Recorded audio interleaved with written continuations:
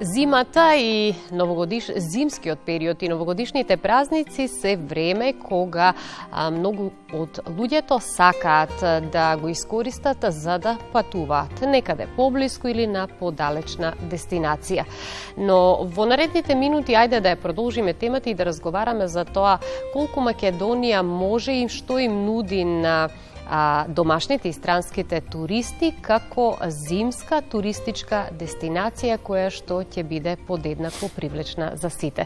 Во студиото разговарам со Елвир Садиковиќ, подпредседател на Македонската асоциација на туристички водичи. Добар ден и добре дојдовте. Добар ден и добро ве најдовме. Веднаш да почнеме со темата и ќе ве прашам што конкретно можеме да им понудиме на туристите за време на новогодишните празници во овој период во кој што се наоѓаме, кои дестинации во Македонија се најатрактивни и дали туристите всушност бараат повеќе урбани дестинации за забава или можеби пак мирни места со природа и традиција? Па видете, за новогодишните празници покрај главниот град, кој што е на Скопје, на Македонија, на нашата држава, секако дека во прв план е Охрид. Еден од најпознатите, можеме да кажем, туристички дестинации во регионот. Секако дека тука се и зимските центри, кои што ги имаме, скијачки центри, Маврово, Попова шапка, Пониква, Пелистер и други. Нормално дека со сета таа убавина кој што ние поседуваме, природните убавини, значи прекрасниот релеф и природните богатства кои што ги имаме во нашата држава, секако дека тоа привлекува доста внимание на странските туристи. Меѓутоа, за новогодишните празници секако дека влијае и програмата која што се нуди во градовите. Тука секако дека предночи Охрид, бидејќи Охрид како позната туристичка дестинација во регионот привлекува доста внимание на странските туристи, но секако и на домашните. Заради, секако знаеме, и пошироката јавна знае Охридското езеро, заради природните убавини, заради богатото културно историско наследство, кој што е автентично и нормално како еден прекрасен момент за посета. Но затоа споменавме и претходно, не е заостанува ни главниот град, бидејќи реков и претходно бројките покажува дека најголем број од странските туристи доаѓаат токму да го посетат Скопје. Секако, видете, Скопје ја повеќе пати изјавив и во вашата, значи вашиот медиум и во останатите медиуми, значи во минативе 15-20 години можам да кажам дека Балканот стана многу интересантна дестинација за странските туристи, а секако заради богатото културно-историско наследство и нашата држава, вклучувајќи и главниот град Скопје, бидејќи Скопје е преубав град, значи град кој што е богат со содржини, нормално стариот дел, старата Скопска турска чаршија, а секако и централното градско подрачје, кој што со многу културно-историски споменици навистина привлече голем број на внимание, но сметам како туристички работник дека исто така влијае и програмата која што се нуди во градовите. Така да новогодишната програма е многу битна за да привлече исто така доста голем број на туристи. Секако дека ќе кажам дека Охрид предначи во тоа. Секоја година се организира богата, значи новогодишна програма, а тука се секако и зимските центри. Гледајќи ги инсертите додека разговараме, претходно имаше снег, гледавме скијање, годинава се уште ни недостасува снег кој што ќе ги малку повеќе раздвижи зимските туристички центри во Македонија, а планините, снегот и зимските спортови се атрактивни за дел од туристите, но освен скијањето, што друго може да им се понуди на туристите во зимскиот период? Овде ќе споменам прошетки, гастрономија, културни тури и всушност прашањето ми е колку културниот и екотуризмот се атрактивни токму сега во зимскиот период. Видете, атрактивни се секогаш, меѓутоа се зависи од возраста на групата и профилите на групите. Значи ние имаме група на туристи кои што доколку се повозрасни, секако дека барат мирни средини, а тоа се скијачки центри каде што тамо ќе можат да си да кажем си го проведат тој дел од одморот. Но секако имаме и млади групи кои што сакат да направат еден спој на зимско скијање со културни тури, значи разглед на некој град, главниот град на Скопје, зависно од локацијата на зимскиот скијашки центар. Например, кога збориме за Попова шапка, тука веќе е Тетово, кој што исто така има културно-историско богатство и доста многу значајни културно-историски споменици од различни временски периоди, можеме да кажеме од историјата, а секако дека и главниот град Скопје. Сега спојот помеѓу екотуризмот и културните тури зависи се од временските услови. Так. Тоа во зимскиот период можеме да кажеме можеби малце помалку, меѓутоа додека во пролет и во летнава сезона тука е веќе поизразена. Сега кога немаме снег, ќе мора малку повеќе да одиме кон културниот туризам за да може нели да го надокнадиме недостатокот на снегот. Вие работите како туристички водич и сте во директен контакт со туристите кои што ја посетуваат Македонија. Секако да им ја представите нашата земја, културно-историското богатство, знаменитостите и сето тоа што не одликува како држава, но и да ги прашате што им се допаѓа. Па еве јас да ве прашам што најмногу ги воодушевува странските туристи кои што доаѓаат во Македонија? Па видете, пошто ние сме нон-стоп и првите кои што го остваруваме тој контакт со туристичките групи, биејќи нашата дејност е, значи како туристички водичи, ние ги пречекуваме во зависност од тоа, значи на која локација доаѓаат, дали се на Скопскиот аеродром, дали се на Охридскиот аеродром, или се директни групи кои ќе стасат кои што веќе имаат хотелско сместување. Секако дека првото што забележувате е гостопримството, бидејќи ние кажавме и во регионот и пошироко сме познати по нашето гостопримство. Секако дека ги привлекуваат природните убавини и тоа што веќе кажа повеќе пати богатото културно-историско наследство кој што имаме од различни временски периоди во историјата, а секако дека и македонската кујна. А што не им се допаѓа?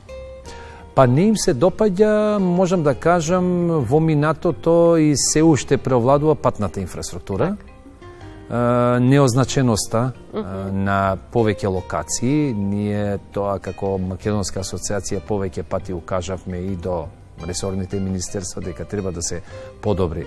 Значи, патната инфраструктура, секако дека тоа е многу битно, затоа што ако немате пристап до тие главни туристички дестинации, тогаш се остава еден погрешен впечаток на туристичката група и секако дека морам тоа да го потенцирам во минатиот период, тоа што најповеќе им сметаше беше нехигиената, нечистотијата која што за жал е присутна. Беше присутна, можам да кажам, во главниот град Скопје, меѓутоа и во некои останати делови од државата, но се надевам дека ете сега со веќе овие успешни, можам да кажем, локални избори, веќе ќе имаме некои градоначалници кои што ќе ги увидат сите тие недостатоци и секако дека ќе подобра таа ситуација за да немаме една лоша туристичка слика на овие сите дестинации. Го споменавте гостопримството, а јас ќе истакнам дека ако традицијата, храната и гостопримството се наш адут за да се представиме пред туристите, дали тој адут го задржуваме и сега токму во зимскиот период? Па можеме да кажем дека го задржуваме. Во континуитет продолжува, секако дека го задржуваме и ја мислам дека тоа ни е главен адут покрај природните богатства и секако богато културно-историско наследство, меѓутоа ја сметам дека тој адут треба правилно да го искористиме и правилно да го промовираме. Кога велам промовираме, што значи дека треба да се биде една добра, организирана и добро подготвена промоција, која што треба да се прави на странските пазари, туристички пазари. Имаме можност, имаме потенцијали, меѓутоа ни треба малце повеќе организација и повеќе искуство, за да привлечеме што повеќе туристи во идниот период. Споменавте и претходно и јас повторно ќе истакнам дека многу важна е улогата на локалните самоуправи во креирање на туристичката понуда генерално во текот на целата година, па и еве сега за новогодишните празници. Но моето прашање е дали доволно се користат локалните културни и природни потенцијали за привлекување на туристи? Не во целост, можам да кажам како туристички работник, сметам дека со новата стратегија која што се надевам дека веќе за идните неколку години се подготвува во Министерството за култура и туризам, ќе се даде акцент на локалните самоуправи со тоа што ќе се создадат услови за одржлив развој на тој, можем да кажем, рурален или екотуризам, кој што, за разлика кај нас во соседството, еве можем да спомнам Република Србија и останативе делови на бившите, југословенски простори, веќе е во подем.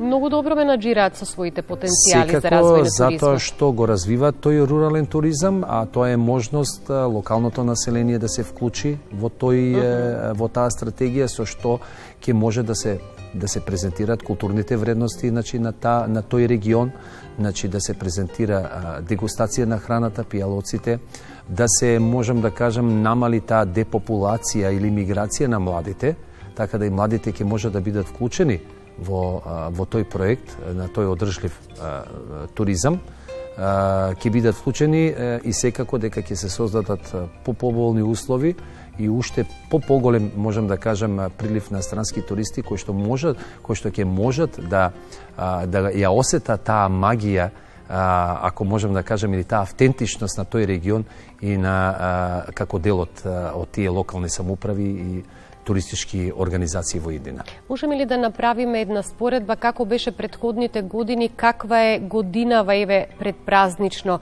Има ли зголемен број на странски туристи кои што доаѓаат пред се во главниот град, па и во Македонија? Видите, во минативе неколку години јас кажав, ние Македонија стана многу интересантна дестинација за странските туроператори. Во континуитет имаме туристички групи, меѓутоа во зимскиот период малце помалку. Бидејќи нормално со почетокот на летната сезона имаме гости од повеќе странски држави, мислам, и од други континенти кои што посетуваат Македонија, меѓутоа во зимскиот период малце можеме да кажеме дека бележиме мал еден пат на странските туристи, можеби заради времето, можеби заради божичните празници или некој нивен личен избор за некои други дестинации. Меѓутоа, јас сметам дека со една правилна промоција на нашето културно-историско богатство, можам да кажам дека во иднина можеме да го зголемиме тој број на странски туристи. Еве, јас можам да кажам да направиме една бројка, например, Македонија 300 дена, да биде како една дестинација за посета, меѓутоа за сето тоа да се направи, ќе мора да се подобрат многу работи и да се создадат услови за да имаме што поголем број на странски гости. За да еден гостин, еден турист, без разлика дали е домашен или странски, соодветно се запознае и може да ужива во убавините на дестинацијата која што ја посетува, потребно е да има и соодветен лиценциран туристички водич кој што ќе представи во вистинско светло таа дестинација. И сега како туристички водич, вие со години наназад во земјава се соочувате со непочитување на законот за туристичка дејност и погрешното толкување на македонската историја од страна на странски водичи, затоа што странските агенции кои што носат туристи од другите земји не ангажирале локален туристички водич. До каде е решавањето на овој проблем? Овој проблем веќе превладува повеќе од 15 години, за жал. Меѓутоа, со формирањето на нашата асоциација, Македонската асоциација на туристички водичи и придружници, во 2019 година ние се зафативме со една многу обемна, можем да кажем, акција. Во смисла, поднесовме безброј аргументи и барања до тогашното Министерство за економија, во кој што и се наоѓаше секторот за туризам. Бидејќи ние немавме, можеби гледачиве не знаат, меѓутоа со формирањето на новата влада се формира и ново Министерство за култура и туризам, кој што до оваа година ние немавме такво едно министерство. Поднесовме безброј барања за да се реши првично статусот на туристичките водичи, бидејќи ние се уште нашиот статус и нашата дејност не е решена. Меѓутоа исто така и му кажавме за неправилностите со кои се соочуваме со групите кои што доаѓаат од странските држави, со странски туристички водичи. Укажавме повеќе пати преку безброј барања до Министерство, до Државната пазарна инспекција, Не наидовме на разбирање, меѓутоа со креирањето на новото Министерство култура и туризам, веќе остваривме повеќе контакти и со министерот. Ете, можам да кажам да изразам благодарност и до министерството, меѓутоа секако и до раководителите тамо во самото министерство, кои што веќе успеа да осознаат овој проблем, кој што ние веќе го имаме 15 години. Веќе се работи на правната регулатива. Секако дека нам не ни годи, а воопшто не е во ред некој во нашата држава, нашата историја, кој што ние имаме, да е толкува на различни начини. И заради тоа поведовме една поголема акција, безброј барања, разговаравме со министерствата и се надеваме дека во следната година, 2026 година, веќе ќе има поместување и нормално дека сите овие странски туристички водичи кои што работат спротивно на законот за туристичка дејност, бидејќи има закон за туристичка дејност во кој се е децидно кажано дека при влез на секоја странска туристичка агенција на територија на нашата држава мора да има договор со локален туристички водич. Веруваме дека овој проблем ќе се реши и дека конечно ќе може да се воведе ред и сите овие нелегални туристички водичи ќе бидат санкционирани. И сега покрај тоа што имате тури со странски водичи, би се случило ли некогаш да имате и група од македонци кои што ја истражуваат Македонија, па сакаат подетелно лиценциран водич да им објасни за местата, културно-историските споменици и сето тоа што може да се види како дел од знаменитостите? Јас да ви кажам за моето работење не сум имал. Значи не сум имал таква некоја македонците група. Сами се истражуваат Македонија. Да, меѓутоа ние како асоциација веќе од нашето формирање работиме да се подигне свеста и кај нашите граѓани, а секако и дека и кај институциите, дека улогата на туристичкиот водич е многу битна. Така. Бидејќи единствено луѓе или лица кои што можат да ја представуваат и да ја толкуваат нашата историја и сите овие цело ова богато културно-историско наследство и природните богатства се туристичките водичи. Так. Тоа е многу една комплексна професија која што бара, многу знаење, многу пожртвуваност, многу посветеност. Верувајте, секако дека треба има познавање, од релевантните и треба да има стекнато образование од релевантните институции, мора да има познавање од историја, географија, археологија, економија, социологија и така натаму. Треба да поседува комуникацијски вештини, вештини на работа со луѓе, а секако и познавањето на странски јазик е многу битно.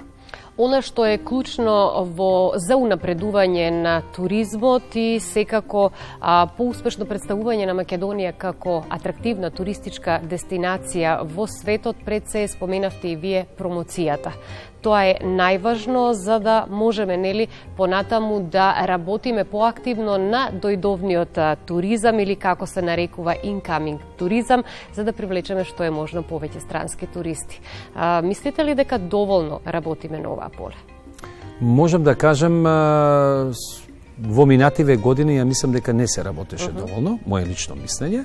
Не се работеше доволно. Присутни сме на многу туристички саеми, ја представуваме Македонија на... Да, точно, меѓутоа можам да кажам дека немавме стратегија. Видете, за да креирате една добра туристичка понуда и една позитивна туристичка програма, тоа бара доста време, бара лична пожртвуваност, посветеност и секако знаење. Промоцијата е многу битна, бидејќи тука ние ја промовираме секако нашата држава, нашите природни богатства, нашата храна, нашето вино, нашето поднебје, културните вредности, обичаите, традициите. До сега можам да кажам по она што имам видено лично, бидејќи учествував некојаш на тие сајми, не беше даден доволен акцент, меѓутоа еве сега со формирањето на новото Министерство за култура и туризам, веќе можеме да кажеме дека има некои поместување, меѓутоа за една целосно и добро, успешно промовирање, ја мислам дека ќе треба малце време, така да сите тие кои што се вклучени во промоцијата и во градењето на стратегијата за туризмот во идниот период, ја мислам дека ќе имат многу работа. Ја им посакувам се најдобро и секако дека како туристички водичи, ја мислам дека ние исто така би требало да земеме учество, бидејќи сметаме дека сме најдобри промотери на нашата држава. Која ќе биде вашата порака за промоција на Македонија како туристичка дестинација? Всушност, каква порака би упатиле до туристите, до граѓаните кои размислуваат каде да ги поминат новогодишните празници, зошто да ја изберат токму Македонија? Прво, како туристички работник и туристички водич можам да кажам дека сите наши македонци во нашата држава, наши граѓани, сограѓани, пред се сметам дека малку ја познаваат Македонија. Иако живеат овде? Да, иако живеат овдека. Еве ја само кусок ќе се навратам. Нашава асоциација во минативе неколку години организира бесплатни прошетки по повод Светскиот ден на туристички водичи. И како на 21 февруари. Интересот е голем. Тоа што видовме, а и преку изјавите на учесниците кои што беа, сигурно дека гледачите имат видено и вашиот медиум исто така беше вклучен во имавте прилог по врска со нашиот бесплатен разред. Очигледно е дека немаат многу познавање. И јас би им препорачал како туристички работник, туристички водич, прво да ги осознаеме нашите убавини, нашето богато културно-историско наследство, природните убавини, кои што на вистина се очигледни, може да се видат и повеќе, можам да кажам, се вреднуваат надвор од нашата држава, отколку натрева нашата држава, да им препорачам да ги искористат сите наши дестинации, кои што ги имаме, скијашките центри, што повеќе да бидат во поголем број. Меѓутоа, можеби заради финансиската состојба, еден поголем дел од нашиве сограѓани и жители ги избират странските држави и странските скијашки центри. Меѓутоа, јас би кажал, за да ја осета таа магија, таа убавина и таа автентичност, ја топло би им препорачал да ги искористат нашите капацитети и да престојуваат за време на зимскиот период во нашите туристички дестинации или скијашки центри. Ви благодарам многу за гостувањето и ви посакувам среќни новогодишни празници и успешна нова година. Ви благодарам вам, јас ви посакувам се најдобро и благодарам за поканата.